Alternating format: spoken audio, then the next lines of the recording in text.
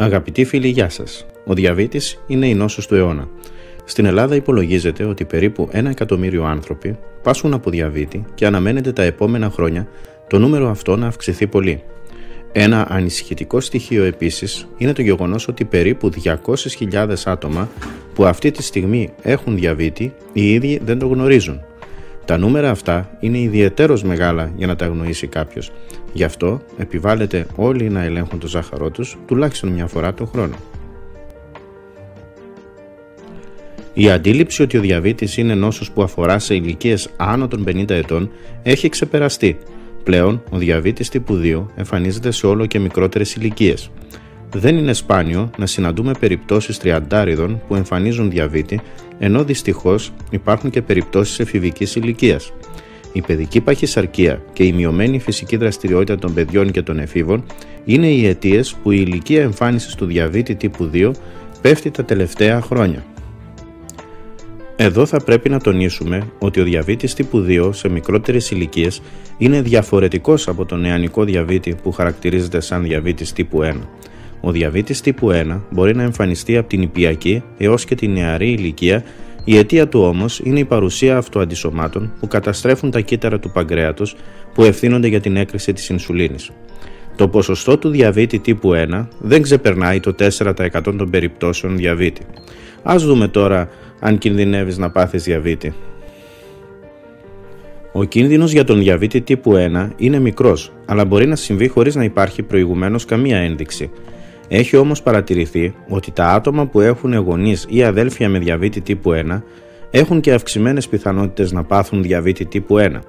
Επίσης, άτομα που έχουν νοσήματα που αφορούν στο πάγκρεας μπορεί να μειώσουν σημαντικά τη λειτουργική τους ικανότητα και να αναπτύξουν διαβήτη ινσουλινοεξαρτώμενο. Ο κίνδυνος για το διαβήτη τύπου 2 είναι πολύ μεγαλύτερος, αφορά κυρίως μεγαλύτερες ηλικίες και σχετίζεται με τον τρόπο ζωής. Μεγάλο ρόλο παίζει επίσης και η κληρονομικότητα. Συγκεκριμένα, εάν είσαι υπέρβαρος και έχεις έναν γονέα με διαβήτη, η πιθανότητα να πάθεις και εσύ διαβήτη είναι 50%, ενώ αν και οι δύο γονείς σου έχουν διαβήτη, η πιθανότητα πλησιάζει το 100%. Αυτό δεν θα συμβεί μόνο αν χάσεις βάρος και αλλάξεις τρόπο ζωής. Αν έχεις προδιαβήτη, έχεις πολύ αυξημένη πιθανότητα να πάθεις διαβήτη τα επόμενα χρόνια. Εάν έχεις υπέρταση, είναι πολύ πιθανό να πάθεις διαβήτη. Δηλαδή, εάν η πίεσή σου είναι μεγαλύτερη από 140/90 ή αν ήδη παίρνεις φάρμακα για την πίεση. Αν η καλή χολυστερίνη HDL είναι χαμηλή στις εξετάσεις σου και ταυτόχρονα τα τριγλικερίδια είναι αυξημένα, έχεις αυξημένο κίνδυνο για διαβήτη. Εάν δεν περπατάς τουλάχιστον μισή ώρα την ημέρα ή δεν ασκείσαι καθόλου, διατρέχεις σοβαρό κίνδυνο. Αν είσαι πάνω από 45 ετών και είσαι παχύσαρκος, θα πρέπει άμεσα να κάνεις εξετάσεις. Θα πρέπει να προσέχεις αν ανήκεις σε εθνικότητες που έχουν αυξημένα ποσοστά διαβήτη, όπως οι ασιατικές και οι λατινοαμερικάνικες. Εάν είσαι γυναίκα και έχεις διαβήτη κύηση σε προηγούμενη εγκυμοσύνη, έχεις πολύ αυξημένο κίνδυνο για διαβήτη.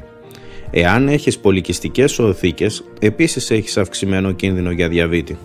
Αν είσαι γυναίκα, διατρέχεις κίνδυνο να αναπτύξεις διαβήτη κύησης, εάν είσαι υπέρβαρη, εάν έχεις προδιαβήτη, εάν οι συγγενείς σου είχαν διαβήτη κύησης και αν έχεις μεγάλη ηλικία. Αν ανήκεις σε μια από τις παραπάνω κατηγορίες, θα πρέπει να κάνεις έλεγχο με εξετάσεις αίματος και καμπύλη ζαχάρου πριν μείνεις έγκυος. Τέλος, αν έχεις διαβήτη και έχεις παιδιά, πρόσεξε πολύ. Τα παιδιά σου κινδυνεύουν να πάθουν διαβήτη σαν και εσένα.